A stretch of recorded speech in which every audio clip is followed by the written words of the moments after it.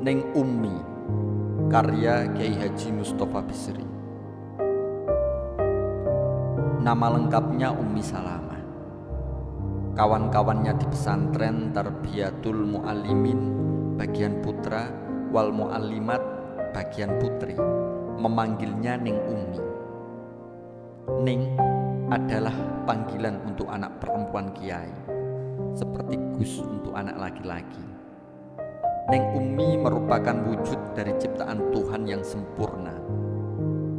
Orang akan bingung dan sulit mengatakan apa yang paling istimewa pada Neng Ummi, karena hampir semua yang ada pada dirinya istimewa. Tubuhnya istimewa, tidak terlalu tinggi dan tidak terlalu pendek, tidak kurus dan tidak gemuk. Wajahnya istimewa, ayu dan selalu segar seperti habis mandi.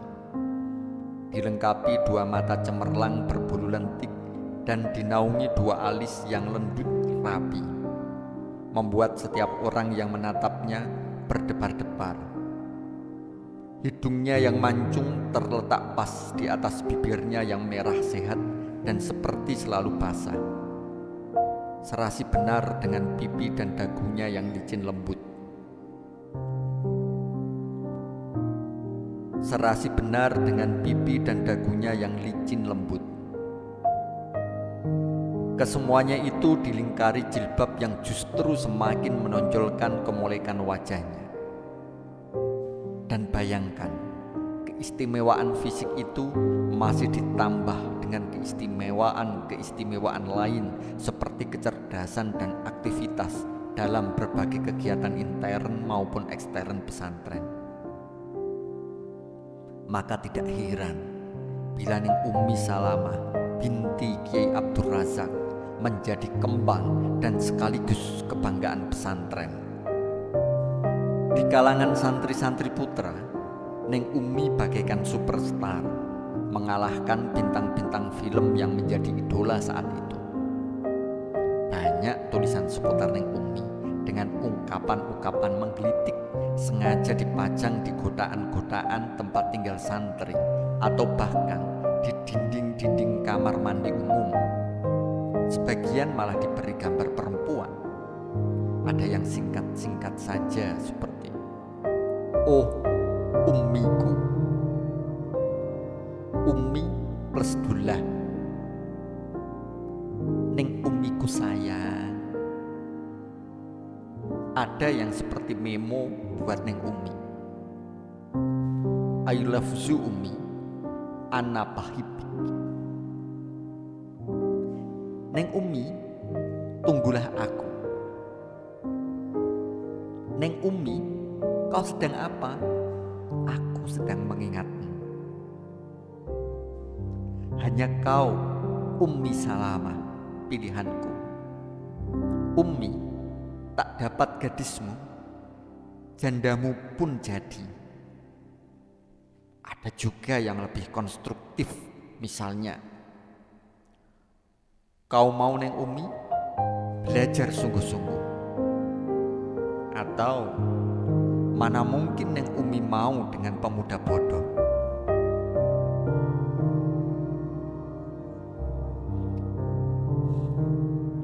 Memang belum jelas benar apakah coretan-coretan itu ungkapan sebenarnya dari perasaan mereka terhadap Neng Ummi, ataukah itu hanya merupakan keisengan anak muda. Namun setidak-tidaknya hal itu cukup menjadi bukti bahwa Neng Ummi memang menjadi pujaan pesantren, minimal di Tarbiyatul Muta'alliminnya. Sikap santri-santri putri sendiri yang setiap hari bergaul langsung dengan Neng Ummi yang kebetulan ketua pengurus pondok putri ternyata tidak sama persis dengan sikap santri-santri putra. Memang tidak sedikit rekannya yang mengaguminya, terutama karena kecantikan dan kepintarannya. Namun banyak juga yang meski tidak terang-terangan kurang menyukai putri Kiai Abdul Razak ini. Cantiknya memang cantik, kata Neng Saudah, kawan sekelas ning Umi, kepada kawan-kawannya yang sama-sama sedang mencuci di pelataran sumur pondok. Pandainya memang pandai, tapi tukas Nuni yang tahu kedua putri kiai itu diam-diam bersaing. Ning Saudah nyablek paha Nuni gemas karena bicaranya dipotong dan didahului. Tapi ia teruskan juga unek-uneknya. Ya, tapi sombongnya itu loh. Masya Allah, masa Kang Marjuki, lurah Pondok Putra, itu dibilang gak level sama dia? Loh, kalau dari segi fisik kan memang gak kufu toh Neng, selasri sambil mengucek-ucek cuciannya. Kang Marjuki memang alim, kitab alfiah klotok, tapi penampilannya kan memang tidak meyakinkan. Kecil, hitam lagi. Busa lu Sri, tegur Mona. Kang Marjuki itu sudah korek. Oh, jangan kamu rendahkan. Loh, saya tidak merendahkan kok Yu. Itu tadi kan kita sedang membicarakan apakah Neng Umi kufu sepadan dengan Kang Marjuki dari segi fisiknya. Bukankah memang tidak sebanding? Neng Umi yang begitu anggun dan cantik bersanding dengan Kang Marjuki yang maaf saja kayak botol Coca-Cola begitu. Sudah, kamu kok semakin menjadi-jadi, sergah Mona lagi sambil memelototi Sri. Yang dipelototi malah ketawa-ketawa sambil menggoda. Jangan-jangan sampean Yumona yang naksir Kang Marjuki? Ngawur, bentak Mona sambil mencipratkan busa sabun ke arah Sri yang terus terkekeh-kekeh. Memang Sri ini sama saja dengan bosnya. Tiba-tiba Neng Saudah kembali angkat suara. Sama dengan Neng Umi, suka merendahkan orang. Memangnya orang itu hanya dilihat dari fisiknya saja. Banyak orang yang ganteng dan gagah, kelakuannya bejat. Sebaliknya, tidak sedikit orang yang berpenampilan lahirnya tidak menarik, tapi hatinya mulia. Nabi sendiri kan mengatakan bahwa Allah tidak melihat bentuk maupun baju orang. Ya, tapi jangan lalu nyindir begitu Neng, selasri berlagak marah. Neng Umi kan memang ketua dan saya sekretarisnya. Apakah itu berarti dia itu bos saya? Yang benar saja. Ngomong-ngomong, potong Nuni yang memang dari tadi sudah kebelet nimbrung bicara. Saya memang mendengar sendiri. Neng Umi pernah berkata, pokoknya lebih baik saya tidak kawin bila calon pelamarku hanya orang yang biasa-biasa saja. Percuma dong belajar jauh-jauh terus seperti si Asia ini, cuma kawin sama cari. Kasihan. Dengar tuh, timpal Ning Saudah cepat. Apa aku bilang? Anak itu memang sombong. Dia berhenti sejenak, mengelap tangannya dengan kain yang dipakainya. Kemudian katanya kepada Nuni, enggak nih. Lalu dia enggak bilang suami apa yang dia idamkan. Ya, ia mengatakan, jawab Nuni bersemangat. Ya, ia mengatakan, jawab Nuni bersemangat. Apalagi dilihatnya kawan-kawannya yang lain menghentikan pekerjaannya. Semua tertarik ingin mendengarkan kelanjutan bicaranya. Katanya dia hanya mau kawin dengan lelaki muda yang gagah, ganteng, syukur punya kumis kayak Raj Kapoor, aktor India terkenal itu. Sengaja Nuni berhenti sebentar menikmati raut muka kawan-kawannya yang begitu penuh perhatian. Baru kemudian melanjutkan. Tidak hanya muda, gagah dan ganteng, katanya calon suaminya itu juga mesti pintar, tidak hanya di bidang agama saja, intelek plus atau kiai plus.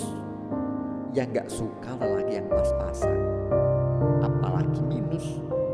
Nggak mau ya punya suami seperti suami Bu Kasni yang kemana-mana membawakan tas istrinya. Memalukan. Benar nih, dia bilang begitu. Tanya Sri seperti kurang percaya. Kalau saya 100% percaya, celetuk ning Saudah. Kalau tidak percaya, sahut Nuni agak keras. Tanya saja kepada Fuad, Nur, dan Neng Iya yang waktu itu bersama-sama saya mendengarkan Neng Umi berbicara tentang masa depannya.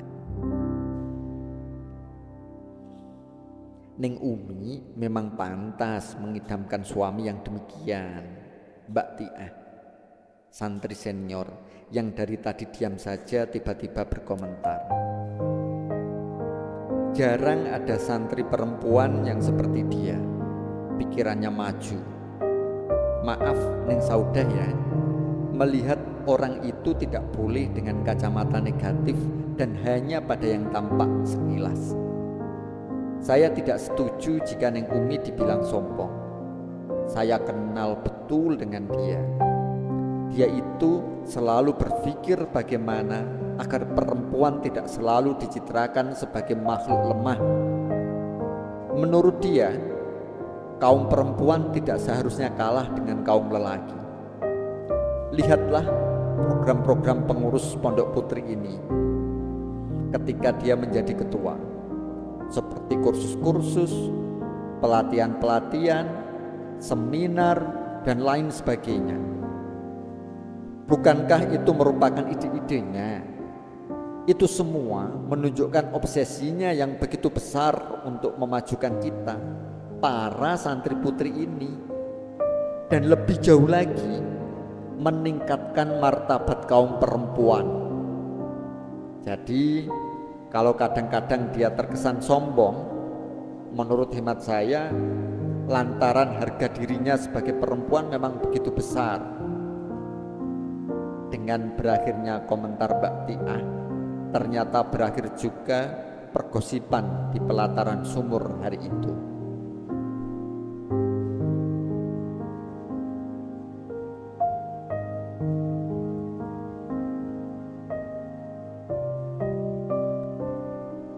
Qaul pendiri pesantren Tarbiyatul Muallimin wal Muallimat, almarhum Kiai Fadoli Umar, kali ini tidak seperti yang sudah-sudah. Kali ini benar-benar meriah. Soalnya haul kali ini dibarengkan dengan HUT ke-50 berdirinya pondok pesantren. Santri-santri lama dari berbagai periode, baik putra maupun putri, banyak yang hadir. Mereka sudah berdatangan sejak pagi hari. Padahal acara puncak baru dilaksanakan sore dan malam hari esoknya. Suasana betul-betul istimewa, khususnya bagi para santri lama itu.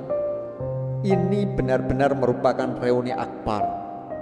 Di antara mereka banyak yang sejak meninggalkan pesantren baru saling berjumpa.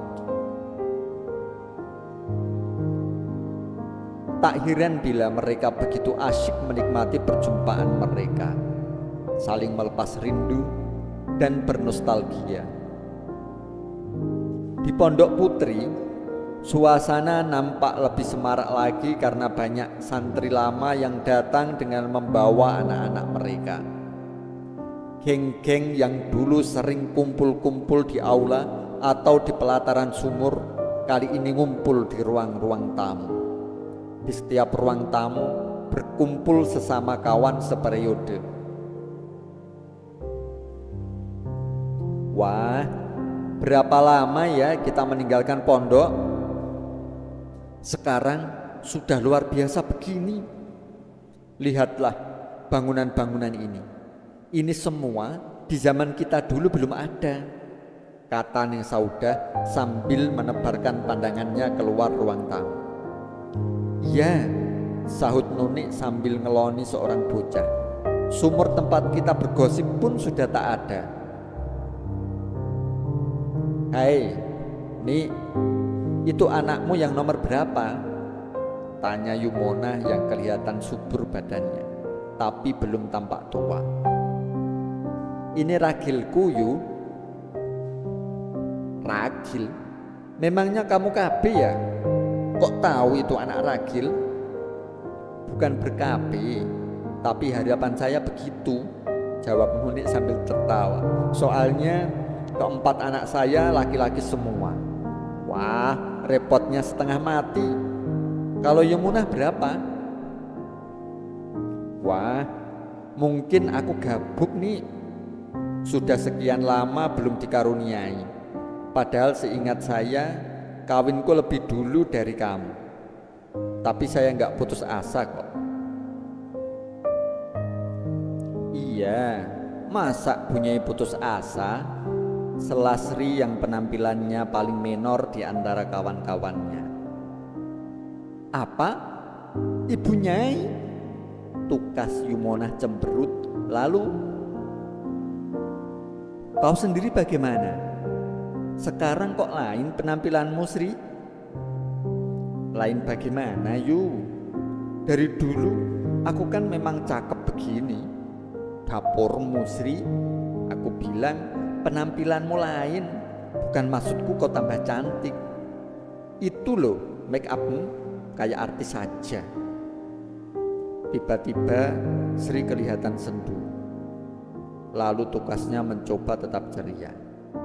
"Inilah, Yu, nasib orang cantik. Semua kawan sudah pada kawin, punya anak. Saya sendiri masih sorangan wae."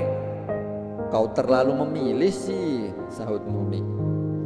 "Bukan terlalu memilih." Sri menarik nafas sebentar. "Aku trauma. Nuruti orang tua, disuruh kawin sama anak orang kaya. Baru 3 bulan kawin sudah ditinggal kabur. Dasar lelaki." "Kasian," kata Ning Saudah betul-betul tampak ternyuh. "Lihat dulu Kang Mansur tergila-gila sama kamu kan? Apa nggak ada kelanjutannya?" "Apa? Kang Mansur orangnya pengecut, nggak berani ngelamar ke orang tuaku. Akhirnya diam-diam kawin sama janda. Lelaki nggak ada yang beres." "Sudahlah, jangan ngomongin saya saja. Neng Saudah sendiri bagaimana?" "Alhamdulillah, kita memang nggak tahu ya takdir kita sendiri. Tak lama setelah pulang dari sini, Kiai ke rumah bersama Kang Marjuki, meminta saya. Begitulah, aku sekarang menjadi Nyai Marjuki." Wah, semua berteriak-teriak seperti ketika mereka masih gadis.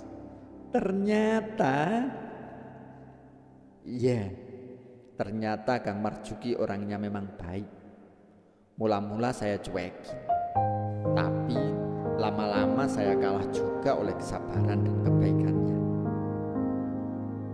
Kini kami dikaruniai seorang anak perempuan cantik yang sudah duduk di kelas 3 sanawiyah. Kalian tahu namanya? Siapa nih? Hampir serempak semuanya pengen tahu. Kami sepakat memberi nama anak sematawayang kami itu Ummi Salamah. Wow, kembali ruang tamu geger. Dan tiba-tiba semuanya seperti diingatkan kepada Neng Ummi, sang primadona pesantren waktu itu. Ternyata semuanya tidak ada yang tahu dan mendengar berita tentang Neng Ummi setelah berpisah. Setelah pulang, memang ada beberapa pucuk suratnya saya terima. Kata Sri yang dulu paling akrab dengan Neng Ummi. Tapi setelah 2 kali surat saya nggak dibalasnya, saya pun berhenti surat-suratan dengannya. Ketika itu masuk seorang wanita yang kelihatannya sudah tua sambil menggandeng bocah berumur 7 tahunan. Kalian sudah tidak mengenali saya lagi ya? Katanya setelah uluk salam. Semuanya masih terdiam. Semuanya memandangi wajah perempuan yang baru datang itu lebih teliti lagi, sambil mengingat-ingat, tapi sia-sia. Tak seorang pun berhasil mengingat dan mengenalinya. "Kalian memang keterlaluan," kata si perempuan itu seperti kesal. "Masa kalian tidak mengenaliku lagi? Aku Tia." "Mbak Tia!" Serentak mereka semua berteriak dan menghambur memeluk Mbak Tia. Adegan tangis-tangisan dan kangen-kangenan pun kembali terulang. Sejenak kemudian baru mereka kembali duduk mengobrol. Kali ini mereka semua mengeriungi senior mereka, Mbak Tia yang baru datang. "Ini putra Mbak Tia ya?" tanya Sri sambil menunjuk bocah 7 tahunan yang duduk dengan wajah kosong. "Bukan Sri, ini cucuku. Aku diminta orang tuanya menyerahkannya ke pondok sini." "Oh ya, omong-omong, Neng Umi datang gak?" "Lah itulah Mbak," jawab Neng Sauda. "Kami ini baru saja membicarakannya. Ternyata di antara kami tak ada yang tahu beritanya semenjak berpisah. Saya setiap haul tak pernah absen, selalu datang. Namun sejauh itu saya belum pernah bertemu Neng Umi. Saya dengar dari saudara saya yang tinggal di S.